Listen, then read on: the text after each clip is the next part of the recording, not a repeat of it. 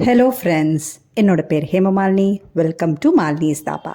இன்றைக்கி நம்ம சேனலில் எல்லாத்தோட ஃபேவரட்டான சோலே மசாலா எப்படி செய்கிறதுனா பார்க்க போகிறோம். வழக்கமாக எல்லோரும் சோலே மசாலா ரொம்ப பிடிக்கும். ஆனால் இன்றைக்கி ரொம்ப ஜூஸியாக டேஸ்டியான ரொம்ப க்ரீமியான சோலே மசாலா, அதுவும் வெறும் தயிரை வச்சு எப்படி செய்கிறதுனா பார்க்க போகிறோம். ரொம்ப சிம்பிளான இன்க்ரீடியன்ட்ஸ் வச்சு ரொம்ப டேஸ்டான இந்த தஹி சோலே எப்படி செய்யலான்னு பார்க்கலாம் வாங்க. அதுக்கு முதல்ல இது வரைக்கும் நம்ம சேனலை சப்ஸ்கிரைப் பண்ணாமல் இருந்தால் மறக்காமல் சப்ஸ்கிரைப் பண்ணி வச்சுட்டு பக்கத்தில் இருக்க பெல் பட்டனையும் ப்ரெஸ் பண்ணி வச்சுக்கோங்க. அப்போ தான் நான் போடுற வீடியோஸ் உங்களுக்கு நோட்டிஃபிகேஷனில் வரும். வாங்க டிலே பண்ணாமல் வீடியோவுக்கு போகலாம். தஹி சோலை செய்கிறதுக்கு ஒரு பேஸ்ட் ஒன்று ரெடி பண்ணிக்கலாம். அதுக்கு ஏற்கனவே 10 முந்திரி பருப்பை சுடு தண்ணியில் அரை மணி நேரத்துக்கு முதல்ல ஊற வச்சுருந்தா அந்த முந்திரி பருப்பை சேர்த்துக்கலாம். அதோட 2 பச்சை மிளகா, 3/4 கப் அளவுக்கு தயிர், 1 டீஸ்பூன் காஷ்மீரி மிளகாய்த்தூள், 3/4 டீஸ்பூன் சீரகத்தூள், 3/4 டீஸ்பூன் கரம் மசாலா தூள், 1 டீஸ்பூன் மல்லித்தூள், 3/4 டீஸ்பூன் காரமில்ல மிளகாய்த்தூள், 1/4 டீஸ்பூன் மஞ்சத்தூள், 1/2 டீஸ்பூன் ஆம்ச்சூர் பவுடர், 1/2 டீஸ்பூனுக்கு குறைவா பிளாக் சால்ட், 3/4 டேபிள் ஸ்பூன் அளவுக்கு இஞ்சி வெள்ளை பூண்டு பேஸ்ட். இதை எல்லாம் நைஸாக பேஸ்ட் மாதிரி அரைச்சி ஒரு பக்கத்துக்கு எடுத்து வச்சுக்கலாம். இப்போ தஹி சோலேவை தாளிக்க ஆரம்பிச்சிடலாம். அதுக்கு பெரிய ஓக்கொன்று அடுப்பில் வச்சுருக்கேன். இதில் 3 டேபிள் ஸ்பூன் அளவுக்கு எண்ணெய் சேர்த்துக்கோங்க. எண்ணெய் நல்லா சூடானு 1 டீஸ்பூன் சீரகம், 1 பச்சை மிளகாவை பொடியாக நறுக்கி வச்சுருக்கேன். அதையும் சேர்த்து நல்லா வதக்கி விட்டுக்கோங்க. இந்த அளவுக்கு நல்லா வதங்கணுன்னு 1 பெரிய தக்காளியை நல்லா பொடியாக நறுக்கி வச்சுருக்கேன். அதையும் சேர்த்து நல்லா வதக்கி விட்டுக்கோங்க. தக்காளி வதங்குறதுக்காக 1 டீஸ்பூன் அளவுக்கு உப்பு சேர்த்துக்கோங்க. உப்பையும் சேர்த்துட்டு நல்லா வதக்கி விட்டுக்கோங்க. 2 நிமிஷம் நல்லா வதக்கி விட்டுக்கோங்க. அதுக்கு பிறகு அது அப்படியே இருக்கட்டும். தக்காளி நல்லா சுருளை வதங்கி தண்ணியெல்லாம் நல்லா வற்றி வரணும். அந்த அளவுக்கு நல்லா வதக்கி விட்டுக்கோங்க. இப்போ பாருங்கள், தக்காளியோட தண்ணியெல்லாம் நல்லா சுருளை வதங்கி இருக்குது.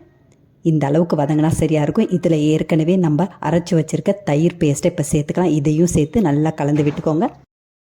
மீடியம் ஃப்ளேமில் வச்சு கைவிடாமல் 2 நிமிஷம் நல்லா கலந்து விட்டுக்கோங்க. இந்த அளவுக்கு கலந்து விட்ட பிறகு இதை மூடியை போட்டு அப்படியே 10லேருந்து 12 நிமிஷம் நல்லா வேகட்டும். லோ ஃப்ளேமில் வேகட்டும். எண்ணெயெல்லாம் நல்லா பிரிஞ்சு வரும். அந்த அளவுக்கு நல்லா வேகட்டும். இப்போ பாருங்கள், இதில் இருக்க எண்ணெயெல்லாம் நல்லா பிரிஞ்சு வந்திருக்கு. இதை நல்லா கலந்து விட்டுட்டு நான் ஏற்கனவே 1 கப் அளவுக்கு கருப்பு கொண்டக்கடலையை நைட்டே ஊற வச்சு அதை நல்லா உப்பு போட்டு அவிச்சு வச்சுருக்கேன். அதை தண்ணியெல்லாம் வடிச்சிட்டு இப்போ சேர்த்துக்கோங்க. இதையும் சேர்த்துட்டு நல்லா கலந்து விட்டுக்கோங்க.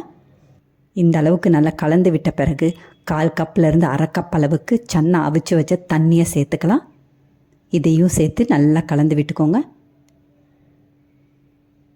இந்த அளவுக்கு நல்லா கலந்து விட்ட பிறகு 1 வெங்காயத்தை எடுத்து நல்லா ரவுண்டாக வெட்டி வச்சுருக்கேன். அந்த வெங்காயத்தை இப்போ சேர்த்துக்கலாம். பொதுவாக நம்ம சன்னா மசாலா செய்யும்போது வெங்காயத்தை நல்லா வதக்கிட்டு தான் மசாலா செய்வோம். ஆனால் இந்த மாதிரி பச்சையாக நீங்கள் வெங்காயத்தை சேர்க்கும் போது டேஸ்ட் ரொம்ப பிரமாதமாக இருக்கும். அதோட கொஞ்சமாக பொடியாக நறுக்குன்னு ஃப்ரெஷ்ஷான கொத்தமல்லி சேர்த்துக்கோங்க. அதையும் சேர்த்துட்டு நல்லா கலந்து விட்டுக்கோங்க. மறுபடியும் ஒரே 1 நிமிஷம் நல்லா கலந்து விட்டுட்டு இதை மறுபடியும் மூடியை போட்டு 2-3 நிமிஷம் லோ ஃப்ளேமில் நல்லா வேகட்டும்.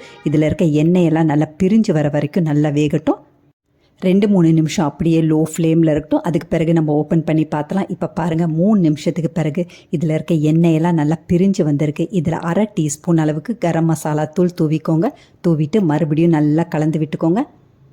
இதை 2 நிமிஷம் நல்லா கலந்து விட்டுக்கோங்க. அவ்வளோதான், நம்மளோட அருமையான சிம்பிளாக ஈஸியாக தஹி சோலை வீட்லேயே ரொம்ப பிரமாதமாக ரெடி பண்ணிட்டோம். இந்த தஹி சோலையை காலையில் நீங்கள் ஒரு தடவை செஞ்சிங்கன்னா காலையில் சப்பாத்திக்கு, மதியம் ஜீரா ரைஸோட, நைட்டுக்கு சப்பாத்தி, நான், பூரி, ஃபுல்காவோட வச்சு சாப்பிடும்போது ரொம்ப பிரமாதமாக இருக்கும். ட்ரை பண்ணி பாருங்கள். வீட்டில் குழந்தைங்கள்லேருந்து பெரியவங்க வரைக்கும் எல்லாருமே விரும்பி சாப்பிடுவாங்க. ரொம்ப டேஸ்ட்டாக இருக்கும். இதே மாதிரி அளவுகளோடு நீங்களும் இந்த தஹி சோலையை செஞ்சு பார்த்துட்டு எப்படி இருக்குன்னு கமெண்ட் பண்ணுங்கள். பிடிச்சிருந்தா இந்த ரெசிபி உங்கள் ஃபேமிலி ஃப்ரெண்ட்ஸோட ஷேர் பண்ணுங்கள், லைக் பண்ணுங்கள், சேவ் பண்ணி வச்சுக்கோங்க. இந்த மாதிரி ரொம்ப க்ரீமியாக டேஸ்ட்டாக ஹோட்டல் ஸ்டைலில் ரெசிபீஸ் வேணும்னாலும் மறக்காமல் நம்ம சேனலை சப்ஸ்கிரைப் பண்ணி வச்சுக்கோங்க. இது ஒரு அருமையான லஞ்ச் பாக்ஸ் ரெசிபி கூட. குழந்தைங்களுக்கு நீங்கள் கொடுத்தீங்கன்னா விரும்பி சாப்பிடுவாங்க. ரொம்ப டேஸ்டானது, அதே நேரத்தில் ரொம்ப ஆரோக்கியமானது. ட்ரை பண்ணி பார்த்துட்டு மறக்காமல் கமெண்ட் பண்ணுங்கள். தேங்க்ஸ் ஃபார் வாட்சிங் ஃப்ரெண்ட்ஸ்.